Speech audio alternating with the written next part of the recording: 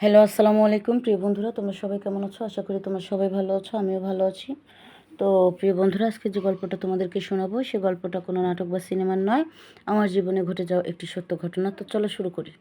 তো প্রিয় বন্ধুরা, আমার হচ্ছে মা যখন 3 মাসের অন্তঃসত্ত্বা তখন আমার বাবা এই দুনিয়া থেকে চলে যায়। তো আমার মা আমাকে মানুষ করার জন্য তার লাইফে নতুন করে আর কিছু বেছে নেননি। নানুর বাড়ি চলে আসে মা, কারণ বাবা চলে যাওয়ার পর আমার দাদার বাড়িতে মাকে তেমনভাবে আর প্রাধান্য দেওয়া হয়নি।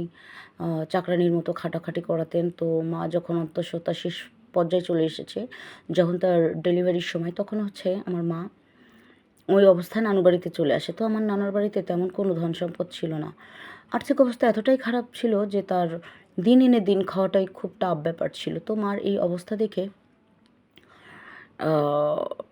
গ্রামের সবাই মিলে মাকে ডাক্তারের কাছে নিয়ে যাবে সিদ্ধান্ত নিয়েছে। কারণ মা আসার পরে গ্রামের যে কতগুলো ডাক্তার থাকে না, মহিলা ডাক্তার চেক আপ টেকআপ করে, ওনারা বলল যে ওনার নর্মাল ডেলিভারি হবে না। ঠিক আছে, নর্মাল ডেলিভারি হবে না, তাহলে কী করতে হবে? শহরে নিয়ে যেতে হবে। আচ্ছা, আমাদের গ্রাম থেকে শহরে যেতে এক একজনের ভাড়া লাগে 30 টাকা করে অটোতে। যাই হোক, বলার পর শহরে নিয়ে গেল। সবাই মিলে কিছু কিছু করে টাকা পয়সা দিয়ে দিয়ে আমার মাকে শহরে নিয়ে গেল। নিয়ে যাওয়ার পর সেখানে বড় ডাক্তার দেখালো। দেখানোর পর বলছে যে সিজার করতে হবে। আচ্ছা, সিজার করতে তো অনেক টাকা পয়সা লাগে। তারপরে বাড়ির সম্বন্ধে সব কিছু জানাজানি হলো যে আমাদের এই অবস্থা। তো ডাক্তার যেখানে 10,000 লাগবে সেখানে 5,000, যেখানে 5,000 লাগবে সেখানে 2,500, এভাবে আর কি ধরেছে। তো বলে যে সব মিলিয়ে 16,000 টাকার মতো খরচা হবে। তো গ্রামের মানুষ অনেক রিকোয়েস্ট করার পরে 10,000 টাকা করে দিয়েছিল সেটা। গ্রামের সবাই মিলে 500,000 টাকা করে করে 10,000 টাকা বিল দিয়ে দিয়েছিল। তো তারপরে নাকি আমাকে সিজারে ডেলিভারি করায়। মার মুখ থেকে সব গল্প শুনেছি, গ্রামের নানিরা অনেক গল্প করেছে, সেখান থেকেই সব গল্প শোনা। তারপরে আমার জন্ম হলো, হওয়ার পরে আমি 3 দিন পরে নাকি আমাকে নিয়ে আমার মা বাড়িতে নিয়ে এলো, আমার নানা নানি নিয়ে এসলো। কিন্তু এখানে তো শেষ নয়। সিজারের পর তো অনেক মেডিসিন খেতে হয়, তোমরা জানো। অ্যান্টিবায়োটিক খাওয়া লাগে, আরও অনেক ওষুধ দাবাই খেতে হয়। যাই হোক, এখন ওষুধ দাবাই কোত্থেকে কিনবে? আমার মা, সে তো একবেলা দুমুঠো ভাতই খেতে পারে না। তো এত ভালো খাবার কোত্থেকে খাবে যাতে আমি আমার খাবারটা ঠিকমতো খেতে পারি? তো যাই হোক, বাড়িতে আসার পর এগুলো নিয়ে আলোচনা, প্রেসক্রিপশন নিয়ে আবারও গ্রামের সবাই মিলে ওই 50-100 টাকা করে দিয়ে দিয়ে এভাবে আরও বেশ কিছু টাকা দিয়ে ফুল ওষুধগুলো কিনে দিয়েছে। অ্যান্টিবায়োটিক টাটিক যাহা কিছু লাগে সব কিছু দিয়েছে। দেওয়ার পরেও আরও 1,000-3,000 টাকা বেঁচে গিয়েছিলো, সেটা আমার মাকে দিয়েছে। তো এভাবেই মোটামুটি আমার মা খুব কষ্ট করে আমাকে মানুষ করে। আমার বয়স যখন 40 দিন, তখন নানির কোলে আমাকে দিয়ে দেয় মা। দেওয়ার পর মা শহরের উদ্দেশ্যে আসে চাকরির জন্য। শহরে আসেও, গার্মেন্টসে চাকরি নেয়। 3 মাস পর পর একটা রাতের জন্য আমার মা বাড়িতে যেত। এভাবেই কাটছিল আমার মায়ের আর আমাদের জীবন। আমার নানি খুবই চেয়ে মেঙ্গে এনে আমাকে খাইয়ে পরিয়ে মানুষ করেছে। পাশাপাশি মা তো টুকিটাকি দিতই। তো কিছুদিন যাওয়ার পর আমার মা বেশ কিছু টাকা পয়সা জমালো। দেখতে দেখতে এভাবে চলতে চলতে আমার বয়সও 6 বছর হয়ে গেল। তো বললো যে এখন স্কুলে ভর্তি করতে হবে। আমার মা একটা সরকারি স্কুলে আমাকে ভর্তি করালো। ভর্তি করে মা আবার শহরে চলে আসলো। আসার পর বললো, তোকে বিয়ে শাদি দিতে হবে, এখন তো আমার টাকা পয়সার দরকার, আবার সামনে লেখাপড়াও করবি, সে তো অনেক খরচপাতি হবে, যত উপরে উঠবি তত খরচ বাড়বে। তা আমি বললাম, মা এসব নিয়ে টেনশন করো না তো, ঠিক একটা কিছু হবে। আমি কিসের বিয়ে শাদি করবো? আমি তো লেখাপড়া করে চাকরি করব, তারপর আমাদের খুব ভালো ভালো খাবো, এখানে একটা বাড়ি করব, তুমি ওসব চিন্তা করো না তো। মা বলল, বোকা মেয়ে আমার। তো এইভাবে মা রেখে আবার চলে আসলো শহরে। তো আমি ক্লাস 10-এ উঠে গেলাম। হতে হতে এভাবে চলতে লাগলো। মা বলল, কিছু টাকা জমিয়েছি, কিন্তু এই টাকা দিয়ে এমন কিছুই হবে না। মাকে বললাম, মা পরীক্ষার ফি লাগবে, 3,500 টাকা দিতে হবে। মা বলল, 2,500 টাকা, 3,500 টাকা যে? বললাম, মা ওই প্র্যাকটিক্যাল ট্যাকটিক্যাল সব কিছু মিলিয়ে নাকি 3,500 টাকাই লাগবে। বললো আচ্ছা ঠিক আছে দিব।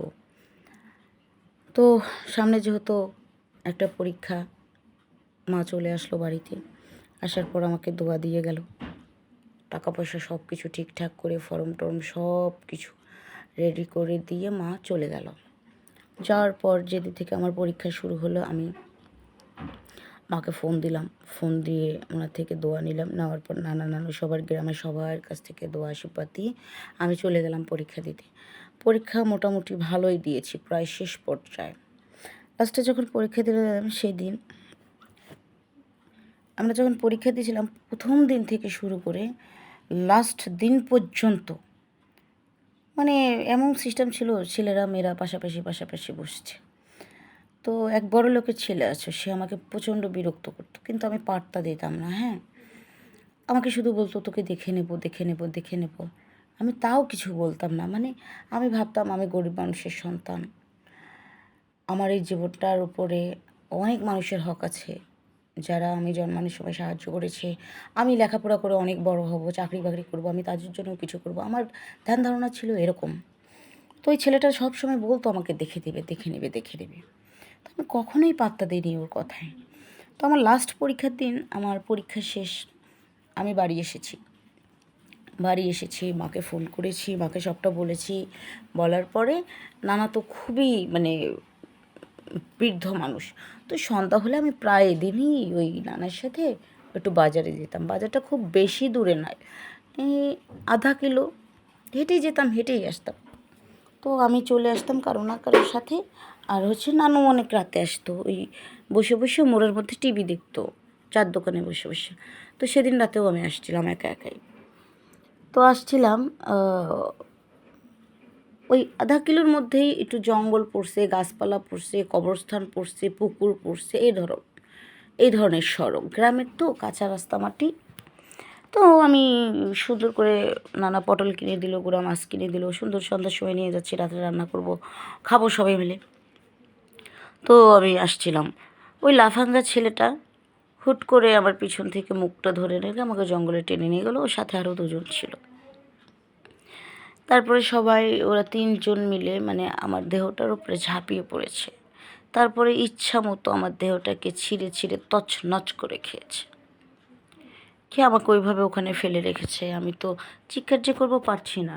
একজন আমার হাত ধরে রেখেছে, একজন মুখ চেপে রেখেছে। তারপরে তোদের কাছে গামছা ছিল, গামছা দিয়ে পুরো মুখ টুক পেঁচে বেঁধে দিয়েছে। কোনো অবস্থায় লড়তে পারছিলাম না।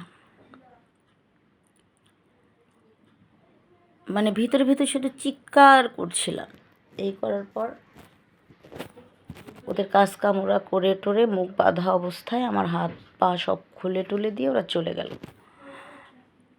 তো ওই অবস্থায় আমি ওখানে পড়ে থাকলাম অনেকটা সময়। হ্যাঁ, রাতে অন্ধকার, এত ভয় পাচ্ছি আর চিৎকার করে কাঁদতে ইচ্ছে করছে, কিন্তু পাচ্ছি না। মনে হয় জবান বন্ধ হয়ে গেছে আমার। যে অবস্থায় থাকলাম, থাইকা অনেক সময় দেখলাম আমার খবর কেউই নিতে আসছে না।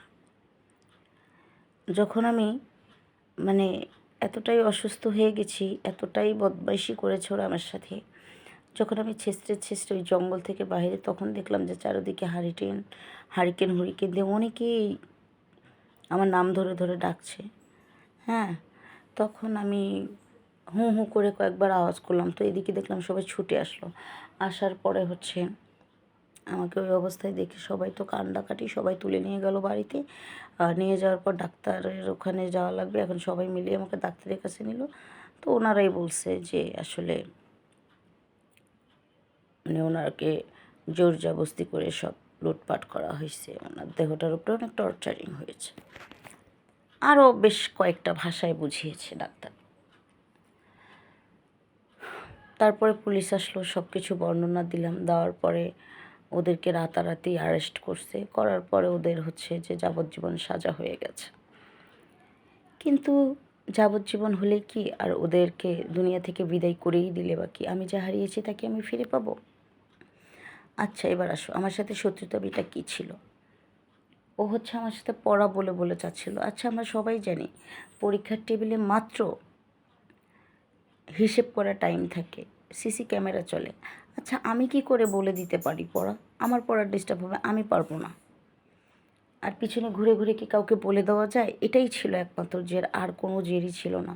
ওকে আমার সাথে অন্যায় করছে না, নাকি ন্যায় করছে? তোমাদের কাছে প্রশ্ন রেখে গেলাম। আজ যে আমার এত বড় ক্ষতি হয়েছে, ওদেরকে পৃথিবী থেকে বিদায় করে দিলেও কি আমার ক্ষতিপূরণটা আমি পাবো? আমার ইজ্জত আমি ফিরে পাবো? তো এই জন্য তোমাদের সকলকে বলবো যে এই ধরনের পরিস্থিতি থেকে নিজেকে সর্বদাই রক্ষা করবে। বিশেষ করে যারা তোমরা কিশোরীরা আছো, কিশোরীরা অবশ্যই কখনো সন্ধ্যার পরে, বিশেষ করে এই গ্রাম সাইডগুলোর দিকে, হ্যাঁ, কেউ বাহিরে কোথাও যাবে না, গেলেও সাথে একটু শক্তপোক্ত গার্ডিয়ান নিয়ে যাবে এবং গার্ডিয়ানের সঙ্গেই বাড়ি ফিরবে। এই জন্যই গল্পটা তোমাদের সঙ্গে শেয়ার করলাম। সবাই ভালো থেকো, সুস্থ থেকো, bye bye and take care.